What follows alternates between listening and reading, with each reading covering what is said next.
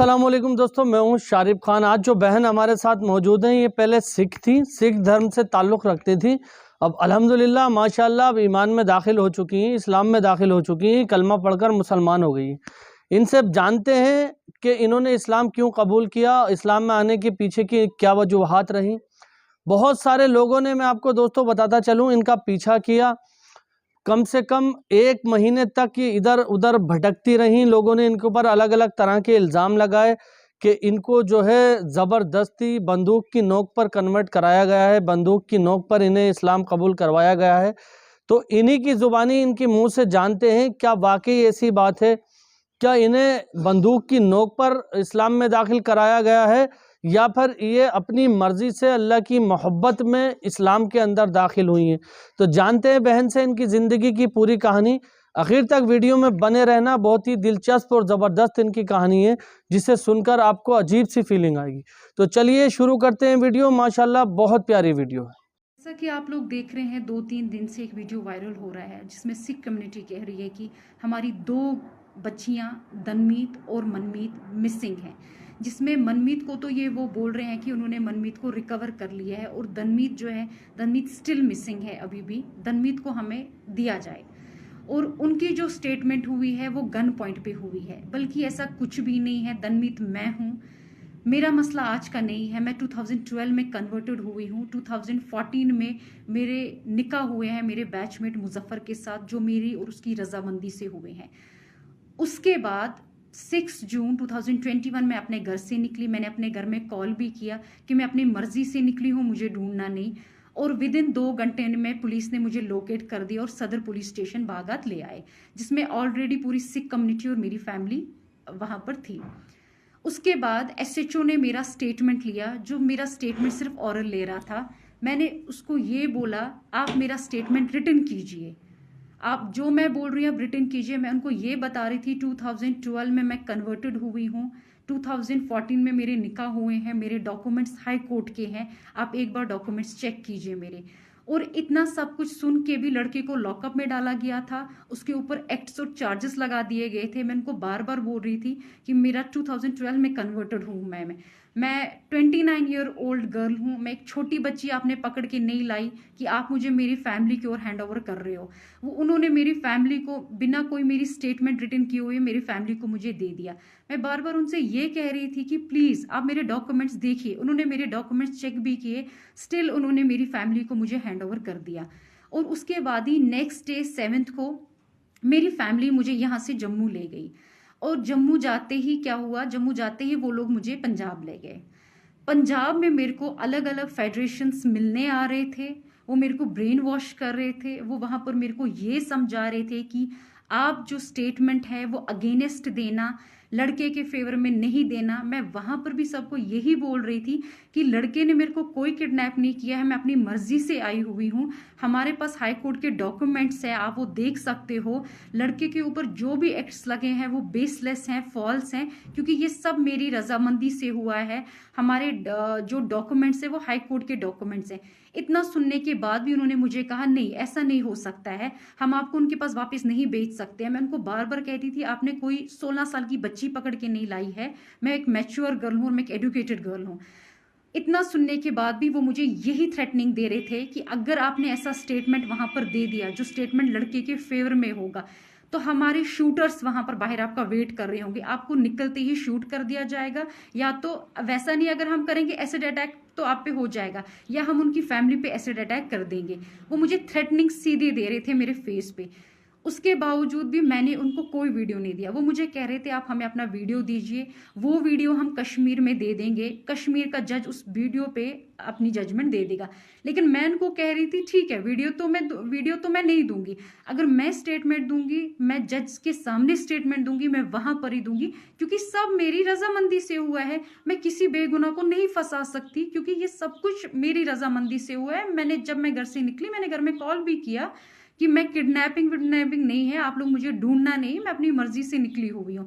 और उसके बाद भी उन लोगों ने मेरी बात नहीं सुनी।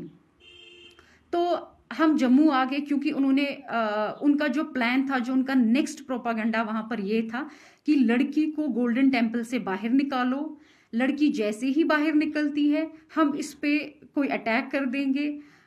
मे बी वो कुछ भी हो सकता था, वो एक्सीडेंट भी हो सकता था, वो शूट भी हो सकता था। तो उसके बाद हम एक पोस्टमार्टम रिपोर्ट देंगे, जिस पोस्टमार्टम रिपोर्ट में हम ये मेंशन करेंगे कि ये एक सडन डेथ हुआ है, इस लड़की का हार्ट कोलैप्स हो गया है या इसको ब्रेन हेमेज हो गया है। हम जो भी करेंगे हम बिल्कुल साफ सुथरा करेंगे, हम इसको ये बता देंगे इस पे सिर्फ इसका एक सडन डेथ हुआ है, आप लोगों को कोई कभी किसी चीज में नहीं पकड़ सकता है। और ये चीज मैंने सुन ली थी, मैंने अपनी फैमिली को मॉर्निंग में इंसिस्ट किया, हम यहाँ पर नहीं रहेंगे, चाहे कुछ भी हो जाए, मैं यहाँ सुसाइड कर लूंगी, हम यहाँ से निकल जाएंगे। हम यहाँ से निकलते हैं, ठीक है, जैसा आप बोलोगे जम्मू में मैं आपको ये स्टेटमेंट दे दूंगी, बट मैं पंजाब में ये स्टेटमेंट कभी भी नहीं दूंगी। और उसके बाद हम लोग जम्मू आ गए। जम्मू आते ही जैसे हम एक दिन रुके, नेक्स्ट मैं अपनी फैमिली के साथ 6 जून से लेके 25 जून तक थी। 25 जून को मॉर्निंग में मेरे फैमिली में कॉल आया कि हम कश्मीर पुलिस से हैं, हम गेट के बाहर हैं, आप आइए। तो मेरी फैमिली में 2 बंदे बाहर गए, वो उनसे मिले। वहाँ पर जम्मू जानीपुर की पुलिस भी थी, ये नहीं था कि वहाँ पर खाली कश्मीर पुलिस थी, वहाँ हमारे घर के साथ ही एक पुलिस स्टेशन है, उनकी पुलिस भी वहाँ पर थी। उसके बाद वो मेरे रूम में आए, उन्होंने मुझे बोला मैडम चलिए, हमारे पास हाई कोर्ट के ऑर्डर्स हैं। वो ऑर्डर हमने देखे और सीधे पहले मुझे जानीपुर पुलिस स्टेशन में ले गए।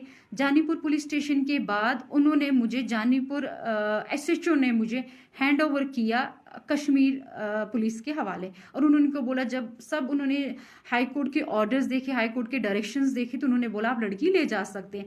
और उसके बाद ही हम आगे हम यहाँ पर पहुंचे, मुझे वुमेन्स पुलिस स्टेशन में रखा गया। वहां पर मेरे को ना कोई मिलने आया, ना मैं किसी से मिलना ही चाहती थी। और नेक्स्ट डे ही मेरे को सदर पुलिस स्टेशन से पुलिस की गाड़ी आई जो मुझे कोर्ट ले गई। और आप सब एजुकेटेड हैं, मैं खुद भी एजुकेटेड हूं, आपको पता है कोर्ट में कोई किसी को गन पॉइंट पे कभी उसकी स्टेटमेंट नहीं ले सकता। अगर ऐसी चीजें होने लगी फिर कोर्ट पे भी तो कभी हम यकीन नहीं कर सकते हैं ना, क्योंकि ये सब तो आपको पता ही है, कोर्ट पे कोई किसी को गन पॉइंट पे नहीं रख सकता है। और मेरे को जैसे जम्मू में लाया गया, मैं तो किसी से भी नहीं मिली, मेरे को तो वुमेन्स पुलिस स्टेशन में रखा गया। उसके बाद ही सुबह स्क्वाड आई, किसी को नहीं पता था कि मेरी हेयरिंग है, क्योंकि मेरी हेयरिंग ऑलरेडी 3 बार डिले हो गई थी, क्योंकि तीनों बार 6 से लेके 25 तक हम आउट ऑफ स्टेशन थे, हम जम्मू, हम पंजाब में थे। मेरी जो हेयरिंग है वो मिस होती गई। हाई कोर्ट के डायरेक्शन से मुझे यहाँ पर बुलाया गया, मुझे कोर्ट तक पहुंचाया गया। कोर्ट में जज साहिबा के सामने मैंने अपनी स्टेटमेंट दी, जिसमें मैंने उनको ये बताया है कि ये सब मेरी रजामंदी से हुआ है। मैं 2012 में कन्वर्टेड हूँ, 2014 में मेरे निकाह हुए हैं मेरे बैचमेट के साथ। उसके ऊपर जितने भी एक्ट्स एलिगेशंस हैं वो बेसलेस हैं, वो फॉल्स हैं, और उन्होंने मेरी स्टेटमेंट सारी रिटर्न रिकॉर्ड कर दी। तो आप सब भी ये जानते हैं कि अगर जज के सामने भी कोई किसी को गन पॉइंट पे रख सकता है तो हम तो किसी पे यकीन नहीं कर सकते हैं। आप सब तो जानते ही हैं ना, सबके फैमिली मेंबर्स, किसी का कोई कोर्ट में होगा, सब इसमें जानते हैं कि जज के सामने ये चीजें नहीं हो सकती हैं। अगर ये चीज होनी होती है तो पहले ही हो गई होती, फिर तो ये मुझे आराम से यहाँ पर ला सकते थे अगर मेरी स्टेटमेंट ऐसी होनी होती। और जज के सामने ऐसा कुछ भी नहीं होता है, ये आप सब वेल नोइंग और वेल अवेयर हैं। और मैं एक एजुकेटेड गर्ल हूँ, मेरे को पता है मेरे राइट्स क्या हैं क्या नहीं है। सो प्लीज आप इसको एक रिलीजन का मसला मत बनाइए, एक पॉलिटिकल इशू मत बनाइए, एक माइनॉरिटी किस्सा मत बनाइए, क्योंकि जो चीज अपनी रजामंदी से होती है उसको माइनॉरिटी में मत लाइए। क्योंकि मैं अपनी मर्जी से कन्वर्टेड हुई हूँ। और प्लीज मैं सबसे ये बोल रही हूँ कि ये 2 दिन और 3 दिन का मसला नहीं है, 2012 का मसला है। मेरे डॉक्यूमेंट्स पूरी सिख कम्युनिटी के पास है इस टाइम पर। मुझे समझ नहीं आ रहा है वो ये क्यों बोल रहे हैं गन पॉइंट पे रखा गया है। हम कोई छोटे बच्चे नहीं है, मैं कोई छोटी बच्ची नहीं हूँ, मैं 28 ईयर्स ओल्ड गर्ल हूँ। मेरे को कौन गन पॉइंट पे रख सकता है? ऐसा है कि ऐसा भी होने लगा, गन पॉइंट पे स्टेटमेंटें होने लगी, फिर तो मुझे लगता है हर एक स्टेटमेंट ऐसी होनी चाहिए। ऐसा कुछ भी नहीं है, मेरी हर स्टेटमेंट जो है वो मेरी रजामंदी से हुई है। मेरे को कोई दबाव किसी का नहीं था, किसी का भी मेरे को। इनफैक्ट अगर दबाव मुझे दिया गया वो मेरे को बाहर दिया गया कि अगर आप कश्मीर में आपने लड़के के फेवर में कोई भी स्टेटमेंट दी, हम आपको जिंदा नहीं रखेंगे। आप पे अटैक होने वाला है, उसकी फैमिली में होने वाला है, उसके ऊपर हो जाएगा। लड़के को हम कभी सेंट्रल जेल से नहीं निकलने देंगे। यहाँ पर तो वैसा मेरे को कोई थ्रेटनिंग नहीं था, मैंने तो फ्रीली अपनी सारी स्टेटमेंट यहाँ पर दी है।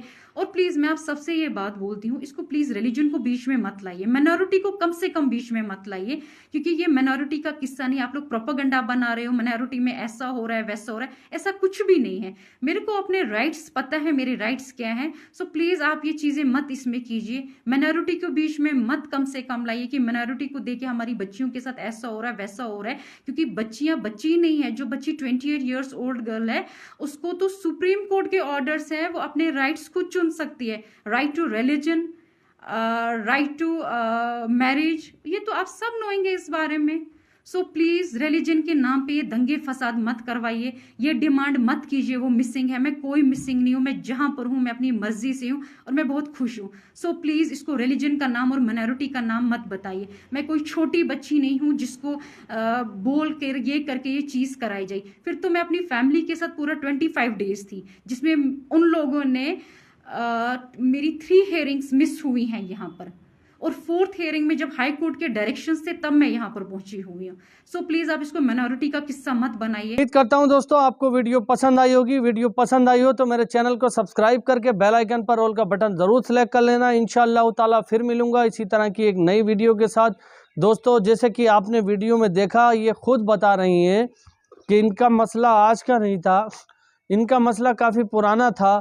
ये ईमान में दाखिल होना चाहती थी, मुसलमान होना चाहती थी। किसी ने ज़ोर ज़बरदस्ती नहीं करी, किसी ने इनके गन पॉइंट पे इनसे कलमा नहीं पढ़वाया। ये खुद अपनी मर्ज़ी से पूरे होश व हवास के अंदर इस्लाम में दाखिल हुई हैं। ये कोई छोटी बच्ची नहीं है, पूरी इनकी माशाल्लाह एज है, सोचने समझने की क्षमता है। सब कुछ होने के बावजूद ये अपनी मर्ज़ी से इस्लाम में दाखिल हुई हैं। अब मैं उन लोगों से कहना चाहूँगा जो इस्लाम को और मुसलमानों को बदनाम करने की कोशिश कर रहे हैं कि इनका कन्वर्ज़न, इनका जो इस्लाम में आना हुआ है वो ज़बरदस्ती का हुआ है, ऐसा बिल्कुल नहीं है। दोस्तों अपने दिल पर हाथ रख के सोचो कि अगर कोई किसी को ज़बरदस्ती इस्लाम में दाखिल कराता तो क्या आज इस्लाम पूरी दुनिया में इस तरह से फैला हुआ होता। सारी दुनिया की बादशाहतें हिंदुस्तान के अंदर से होकर गुजरी हैं। अगर ज़बरदस्ती कोई किसी को इस्लाम में दाखिल करता तो क्या आज हमारा ये भारत, जिसमें सभी प्रजातियाँ सभी धर्मों के लोग रहते हैं, इसे रहा करते। आप खुद सोचिए। तो इंशाल्लाह उम्मीद करता हूँ कि वीडियो अच्छी लगी होगी। वीडियो अच्छी लगी हो तो वीडियो को लाइक करना और चैनल को सब्सक्राइब करना। खुदा हाफिज़, फिर से मुलाकात होगी।